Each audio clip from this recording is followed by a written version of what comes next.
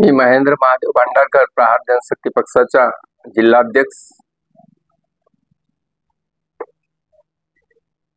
Sir, मला हे सांगा, आज आमगाव इथं प्रहार जनशक्ती पक्षाच्या मागण्याची विकास झालेली आहे, त्याबाबत आज आमगाव तालुक्यामध्ये प्रहार जनशक्ती पक्षाचा जनसंपर्क कार्यालयाचा उद्घाटन झालेला आहे आणि ते उद्घाटन करण्याचा मागचा हेतू एकच आहे का सर्वसामान्य दिव्यांग गोरगरीब शेतकरी मजुरांचे काम जे इतर लोक करत नाही आणि ते मोठ्या संख्येने आमच्याकडे धाव घेतात, ते त्यांना सोयीस्कर व्हावं आणि पक्षाची ताकद इथं वाढत आहे म्हणून सामान्य लोकांना न्याय देण्यासाठी या ठिकाणी या पक्ष कार्यालयाचा उद्घाटन करण्यात आलेला आहे आणि इथून चांगल्या प्रकारे सेवा देण्यात येईल। आजच्या प्रसंगी मी कार्यकर्त्यांना तसं सूचना सुद्धा दिलेल्या आहेत।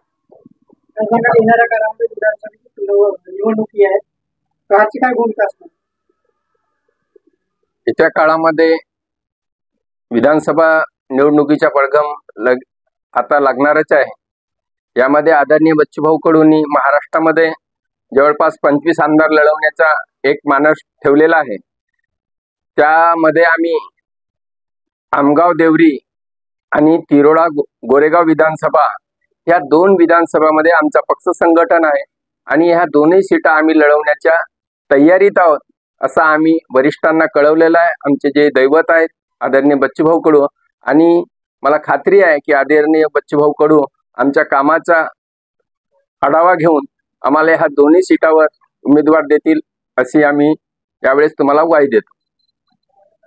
तर मला हे सांगा की तुम्ही आणि महायुती बच्चूभाऊ कडूचे आहे युती आहे, तर तरी पण तुम्ही वेगळे लढण्यात इच्छुक आहात? महायुती सरी सोबत असलो तरी प्रत्येक पक्षाला आपापला पक्ष वाढवण्यासाठी ते बांधील आहेत आणि त्या पद्धतीने आम्ही तयारी करत आहोत।